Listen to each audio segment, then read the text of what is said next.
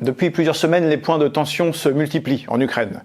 Il y en a évidemment plusieurs dans le sud du Donbass, à Kourakove ou Toretsk notamment, mais il y en a aussi un dans le nord-est du pays, dans le secteur de Kupiansk.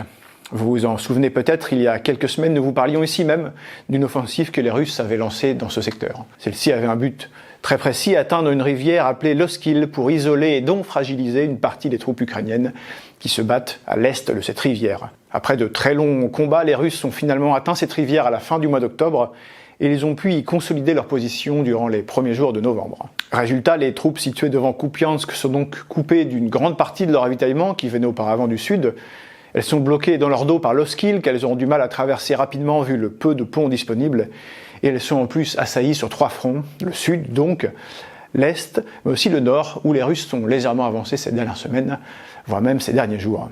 Leur situation est donc devenue très délicate et il se pourrait donc qu'elles doivent là aussi abandonner du terrain en russe pour organiser une ligne de défense derrière l'Oskil.